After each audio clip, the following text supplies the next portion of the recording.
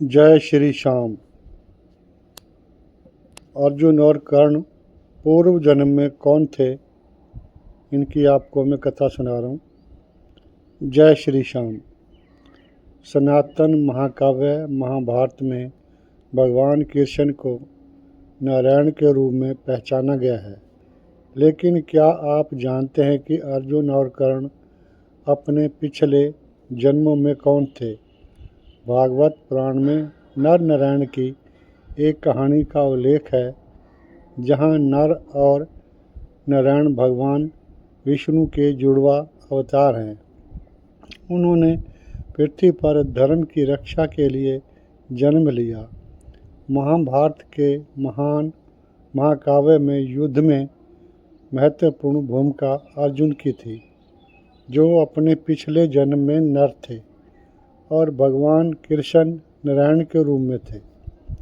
आप अर्जुन को नर के नाम से जानते होंगे, लेकिन कर्ण कौन था और वह कवच के साथ क्यों पैदा हुआ था? नर शब्द का अर्थ है मानव और नारायण का अर्थ है भगवान। धर्म और मूर्ति। जुड़वा बेटों के माता पिता थे और नर नारायण का चित्रण संयुक्त रूप से और अलग अलग दोनों तरह से किया गया है। नर और नारायण की कथा के अनुसार बहुत समय पहले दमोदभव नाम का एक असुर रहता था। वह अमर होना चाहता था और सूर्य देव से प्रार्थना करने लगा। भगवान सूर्य उनकी प्रार्थना से प्रसन्न हुए और उसके सामने प्रकट हुए। दमोदभव ने अपनी इच्छा अनुसार भगवान से अमर होने का वरदान मांगा। हालांकि सूर्य देव उसकी यह इच्छा पूरी नहीं कर सके। असुर अपने वरदान के कारण चतुर था और भगवान सूर्य को धोखा देने में सफल रहा।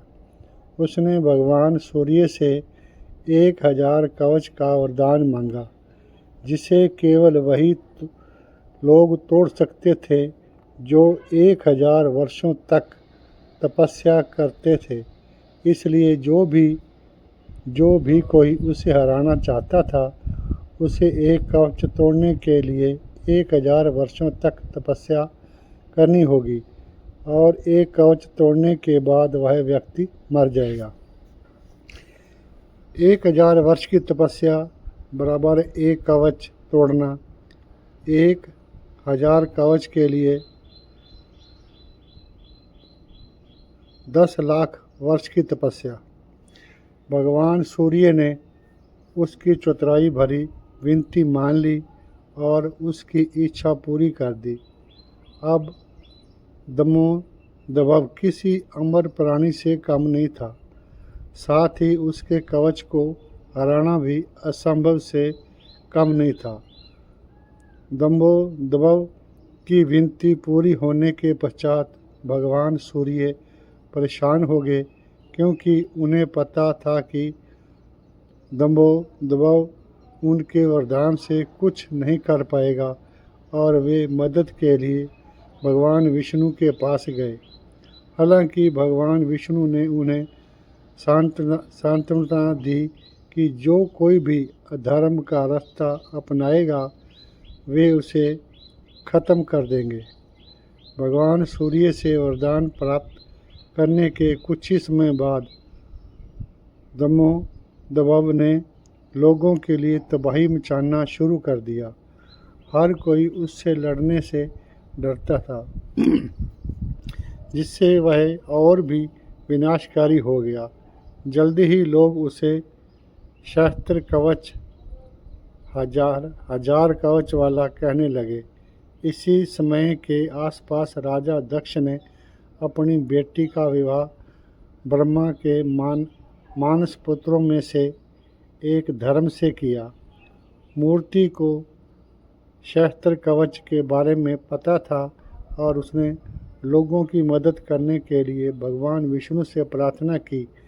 भगवान विष्णु प्रसन्न हुए और मूर्ति ने एक नहीं बल्कि 2 जुड़वां पुत्रों नर नारायण को जन्म दिया।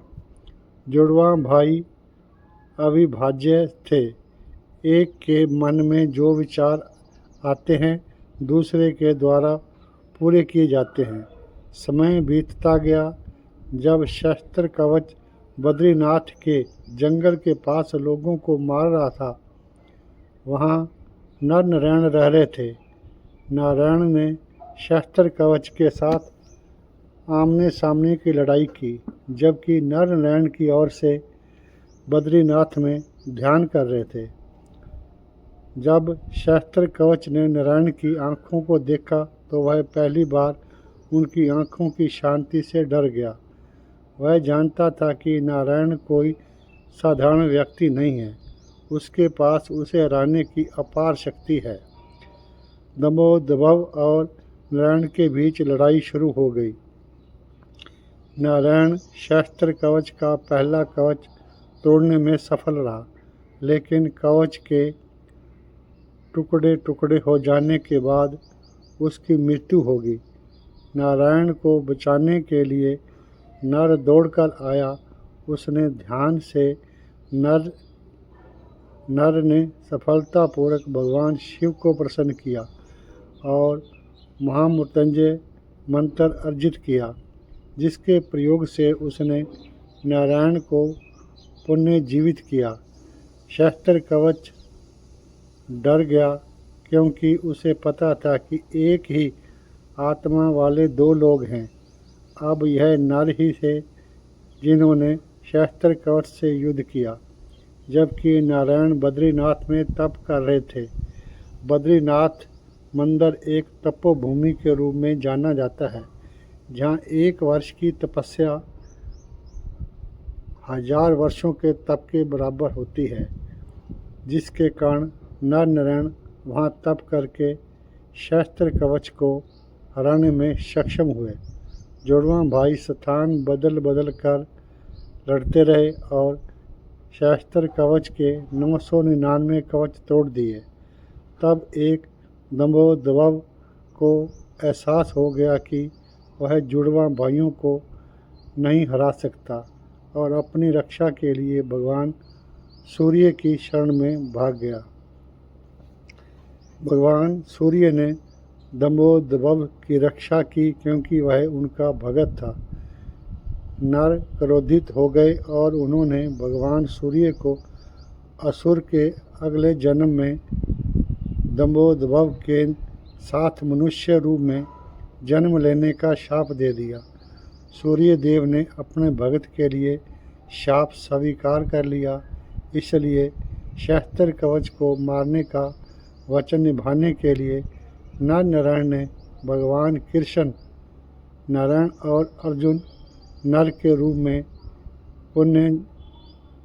पुनर्जन्म लिया। भगवान सूर्य को नर के शाप के साथ त्रेता युग समाप्त हो गया और द्वापर युग की शुरुआत हुई। अब तक आप जान ही गए होंगे कि शस्त्र कवच का पुनर्जन्म कर्ण था। भगवान सूर्य के वरदान के अनुसार कर्ण का जन्म उसके शरीर पर कवच के साथ हुआ था। दंभोदभव ने अपने पूरे जीवन में जो पाप किए उसके कारण उसे कर्ण के रूप में कष्ट सहना पड़ा और वह दुर्योधन के साथ उसके बुरे कर्मों में शामिल हो गया। असुर दंभोदभव के पुनर्जन्म के कारण उसका भाग्य अधर्म से हाथ मिलाना था, लेकिन उसमें भगवान सूर्य के अंश ने उसे बेहद शक्तिशाली, बहादुर और दानशील बना दिया। हालांकि कवच के साथ अर्जुन कर्ण को हरा नहीं सका। भगवान कृष्ण ने भगवान इंद्र अर्जुन के पिता से एक संत का वेश धारण करने और कर्ण का कवच दान में मांगने के लिए कहा। भगवान सूर्य के गुणों के कारण कर्ण ने अपना आखिरी कवच त्याग दिया। उनके इसी कार्य ने उन्हें लंबे समय तक प्रसिद्धि दिलाई। इसी प्रकार पांडवों ने कर्ण के पिछले जन्म के पीछे की सच्चाई जानने के बाद उनके लिए विलाप करने के लिए कुंती और भगवान कृष्ण से माफ़ी मांगी। महाकाव्य महाभारत में भगवान कृष्ण और अर्जुन को नर के रूप में उसके पिछले जन्म की वजह शायद दिलाने के उदाहरण हैं।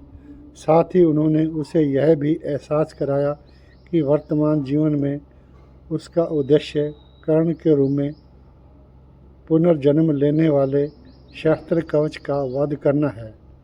अंतर्यामी नारायण स्वरूप भगवान श्री कृष्ण, उनके नर रतन अर्जुन, उनकी लीला प्रकट करने वाली देवी सरस्वती और उनके वक्ता भगवान व्यास को नमस्कार करके आसुरी तंत्र का नाश करके अंतःकरण पर विजय प्राप्त करने वाले महाभारत का पाठ करना चाहिए।